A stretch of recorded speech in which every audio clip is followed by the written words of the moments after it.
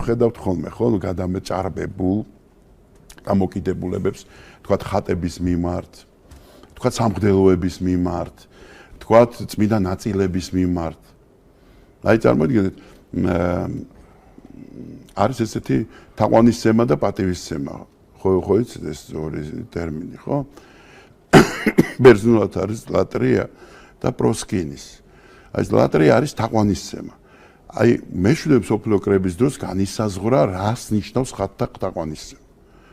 იმიტომ რომ იყო დამახინჯებული წარმოდგენა ხატების მიმართ.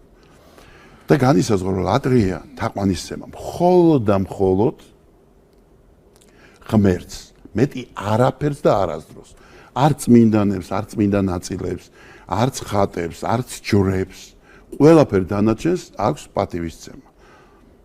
გესმით? დიახ. პროსკეიტის რაც ბერძნულადაა, ну რუსულად почитание и поклонение. და поклоняемся მარტო ღმერთს. почитание, მაგრამ ну ესე იცოლება და ყველაფერს თაყვანისცემას ვეძახით. და როცა თაყვანისცემას ეძახი, ძალიან ადვილად შეიძლება რომ ეს ხატი შენთვის გადაიქცეს კერპად. ესე წმინდა ნაწილი გადაიქცეს კერპად. მღვდელი გადაიქცეს კერპად.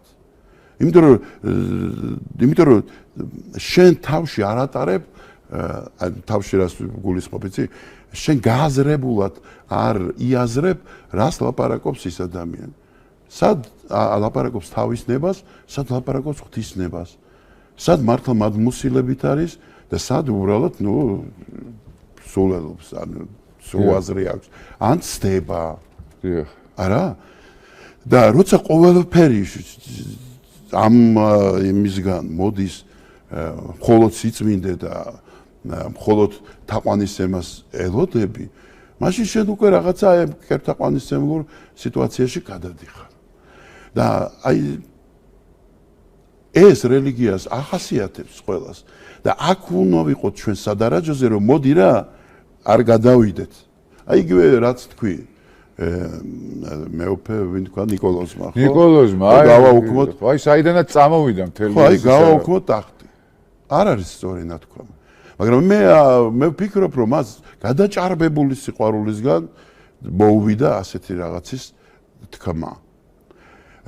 და არ ვფიქრობ რომ რაღაცა ბოროტი განზრახა ჰქონდა საქართველოში ამოეძირკვა პატრიარქობის ინსტიტუტი, ხო? აი ამ გადაჭარბებებზე ვლაპარაკო. არ შეიძლება ჩვენ სკამების თაყვანისცემლები არ ვართ. ჩვენ არც პატრიარქის თაყვანისცემლები ვართ. ჩვენ პატრიარქი ვისაც ეთაყვანებოდა იმას პატრიარქის გავლით ვეთაყვანებით. იმიტომ რომ მან ეთაყვანა ჭეშმარიტ ღმერთს ჩვენში ყველაზე უფრო მძაფრად დიდი ხნის განმავლობაში და მთელი თავისი სისავსით.